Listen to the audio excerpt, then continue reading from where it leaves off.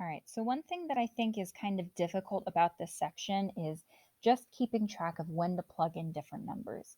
The actual math that we're doing, you see here, is not that complicated. It's just, addition and multiplication, and you can ask a calculator to do that. So really the challenge comes from applying the formula correctly and knowing when to stop. So, oops.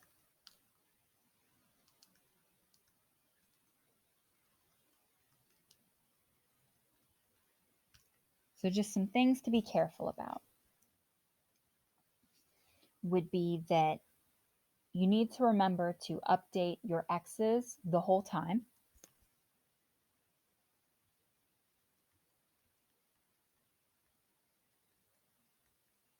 So kind of a mistake that I'll see a lot is that, this part right here, finding x1, finding x2, doesn't seem that important. But if you skip it, then when you go in to calculate f of x1, y1, f of, well, if we kept going, f of x2, y2, then that number, people will sometimes keep plugging in x0 the whole time, and it's wrong. So just always remember to do your x0, and then your x1 is x0 plus h, your x2 is x1 plus h, so on and so forth. And it can help to just write all those out to start.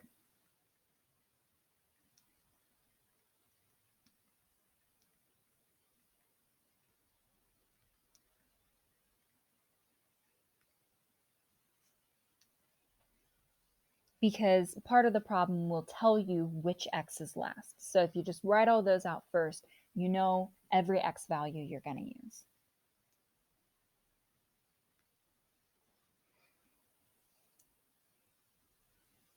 And then if you're remembering to update your x's, the other thing that can go wrong is just plugging in the correct x and y to each f.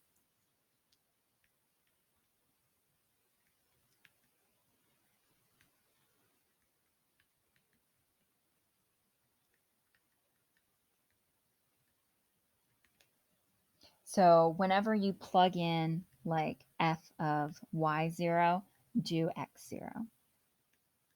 Whenever you plug in y1, do x1, so on and so forth.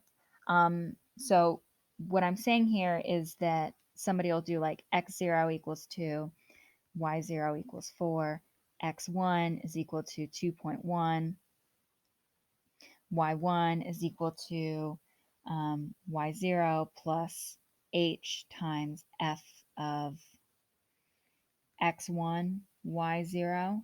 So kind of like looking at the numbers we had before, it would have been 4 plus 0.1 times 0.1 square root 4 plus 0.4, 2.1 squared. And it's just plugging in the new x instead of the old one that's the problem here. So please don't do that.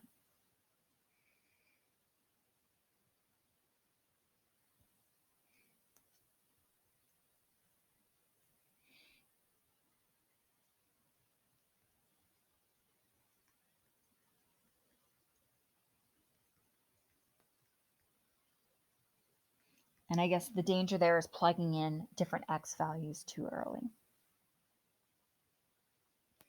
And then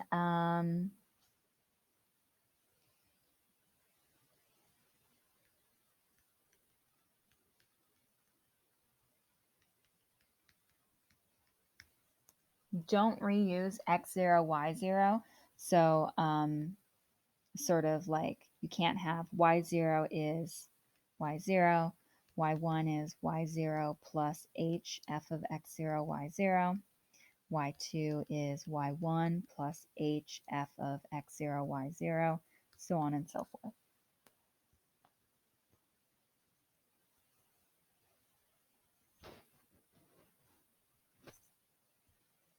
Always plug in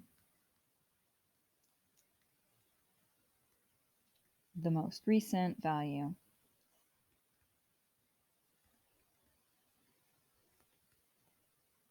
to f when calculating new y.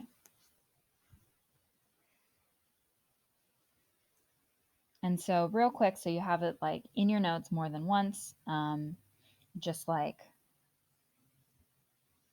a generic step for Euler's method is going to be you have xn, yn. You're going to go to your next x value is your old x value plus h. I'm going to make it a curvy h here so that you can tell the difference between n and h. And then your next y value is your old y value plus h, f of your old x value and your old y value. The only problems in this section are going to come from just mixing up what numbers to plug in where. So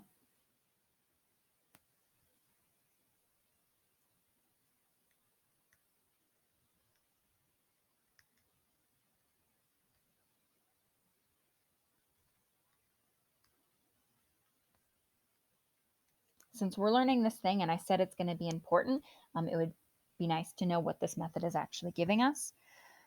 So the values y sub n you find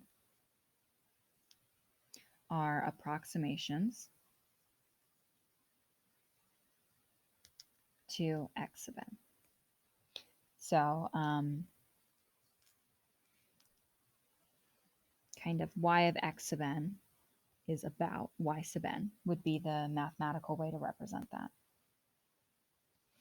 Hopefully the notation there doesn't bother you. If it does, just pay attention to the words right there, that we're just approximating the value of y at a point, and the number we get is kind of close.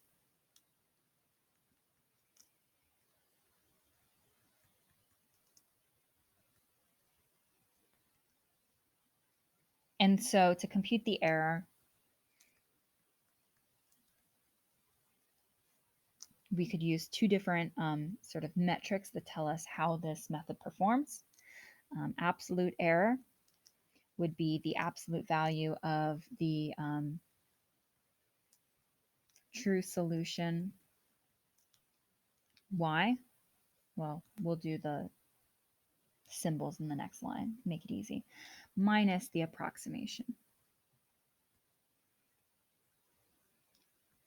And so that would just be the absolute value of y of x sub n minus y sub n. The relative error is another way that you might be asked to represent it. That's just kind of saying the error depends on how big the thing that you're trying to approximate is. So that's just absolute error over true value of the solution. So that's going to be absolute value y of x sub n minus y sub n over the absolute value of y of x sub n. Oops.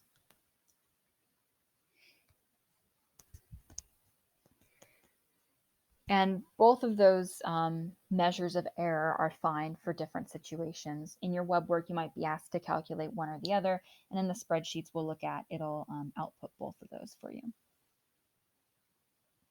And so sort of in general,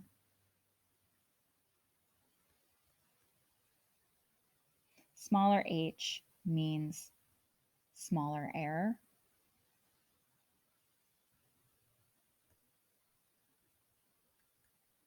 And so that gives us a decent approximation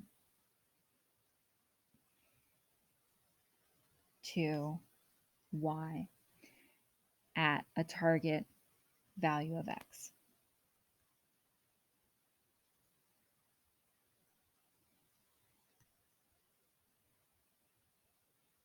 Sort of, this is not actually a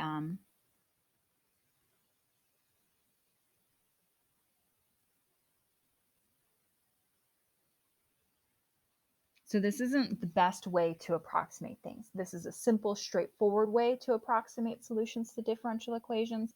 In practice, things are a lot more complicated, but this intuition would kind of get you through understanding those more complicated things if you had to. So I'm going to stop this video right here. And in the next one, we're going to look at another example and then apply it on a